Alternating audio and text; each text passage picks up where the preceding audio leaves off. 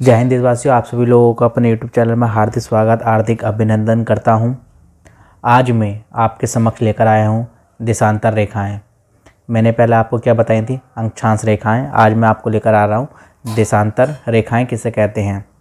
यदि इसको हम समझें, आपने देखा होगा कि हमारे ग्लोब पर दो पोल्स होते हैं।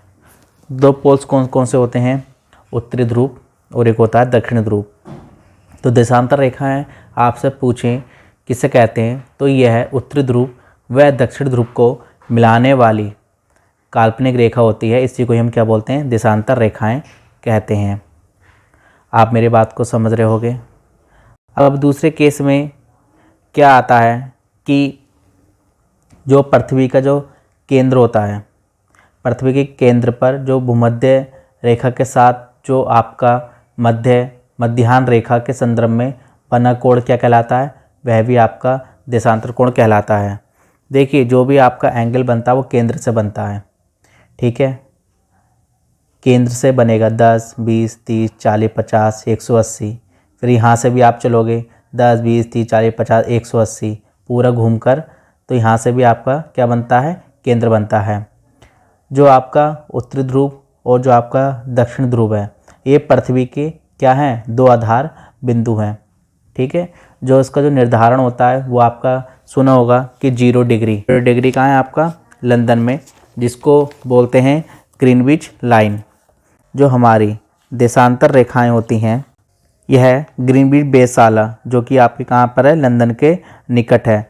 तो ये वहाँ से गुजरने वाली रेखा को हम क्या बोलते हैं? प्रधान देशांतर रेखाएं भी इसको कहते हैं। इसका मान कितना होता है? 0 डिग्री होता है। देखिए, आप सभी लोगों ने देखा होगा कि जो ग्रीनविच से यदि हम पूरब जाएं, ग्रीनविच से यदि हम पूरब जाएं, इस साइड जाएं, तो इसको बोलते हैं पूर्वी गोलार्ध। जैसे हमने अक्षांश में समझा था, यदि हम उत्तर की तरफ जाएं तो उत्तरी गोलार्ध, नीचे की तरफ जाएं तो दक्षिणी गोलार्ध। ऐसी देशांतर में यदि हम ग्रीनविच से 0 डिग्री से यदि हम पूरब जाएं तो वह आपका क्या कहलाता है? पूर्वी गोलार्ध। यदि हम इससे पश्चिम जाएं तो आप पश्चिमी गोलार्ध कहलाता है, ठीक है। क्योंकि हम क्या होता है, हमारी पृथ्वी को हमने क्या माना है? आकृति गोल माना है। इसलिए हमारी पृथ्वी क्या करती है? 360 डिग्री में विभाजित है। 360 डिग्री में विभाजित है। जिस प्रकार आपने एक गोला देखा होगा कि ये हमारी पृथ्वी है, ये पूरा एंगल कितना है इसका? 360 डिग्री।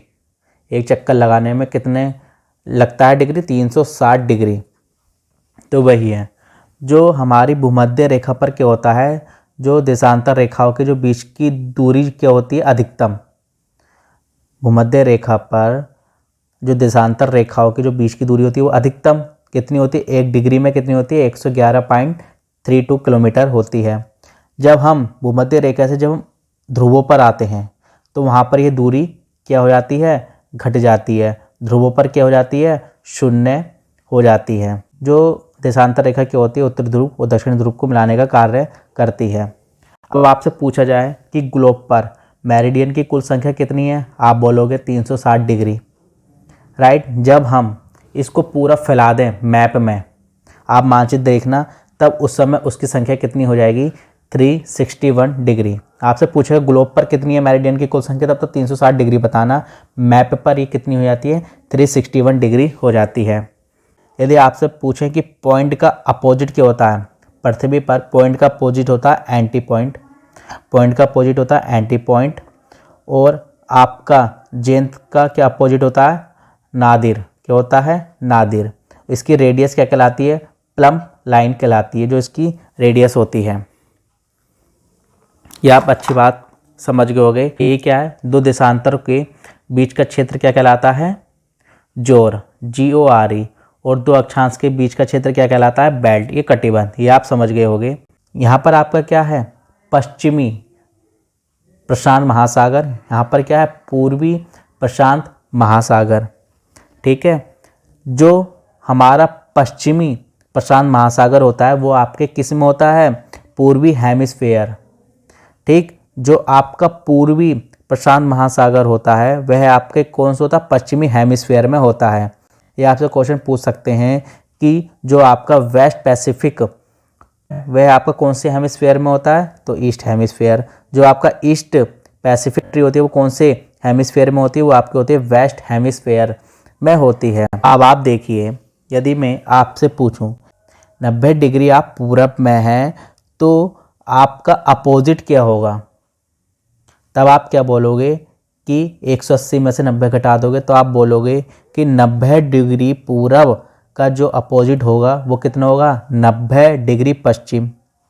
ठीक, यदि आपसे पूछा जाए कि यदि आप 0 से 20 डिग्री पूर्व देशांतर पर खड़े हैं तो आपका अपोजिट कितना होगा, तब आप क्या जवाब देंगे, हम 180 में से 20 घटा देंगे, तब हमारा क्या आंसर आएगा, 160 डिग्री। तो आप बोल देना 20 डिग्री पूर्व देशांतर का अपोजिट क्या होता है, 160 डिग्री होता है। ठीक, यदि आपसे पूछ ले कि 1.5 डिग्री पूरब का हमारा अपोजिट क्या होगा, सिंपल सा क्वेश्चन है, 180 में से आप 1.5 घटा देना। 1.5 का क्या मतलब, 180 में से आप 1.5 घटाओगे तो कितना आएगा, 178 हाफ या 178 आपका आएगा। तो 1.5 डिग्री पूरब का आपका 178 1/2 क्या आएगा, आपका पश्चिम आएगा। या आप सिंपल से इसका आप जवाब दे सकते हैं। देखिए हम कहाँ रहते हैं, भारत हम पश्चिम में हैं, तो यहाँ पर क्या है, पश्चिम पैसिफिक ओशियन है, और यहीं पे हमारी क्या कहलाती है, वेस्ट कंट्री कहलाती है, वेस्ट पैसिफिक कंट्री कहलाती है। जो वेस्ट पैसिफिक कंट्री होती है ये आपकी ईस्ट हेमिस्फेयर में होती है, और जबकि ईस्ट पैसिफिक कंट्री है तो यहाँ पर आपकी ईस्ट पैसिफिक ओशियन होगा, तो ये आपकी वेस्ट हेमिस्फेयर में होती है। ये मैंने आपको ये पॉइंट्स बताए हैं, और मैंने आपको तो बता दिया था कि जो हमारी जो पृथ्वी का जो शेप है वो कैसा है, जियोड है। देखिए जो जियोड होता है वो AMSL से क्या होता है, मीन हाइट और मीन डेप्थ के माध्यम से क्षेत्र होता है। ठीक है, अब आप पूछोगे कि ये AMSL क्या है।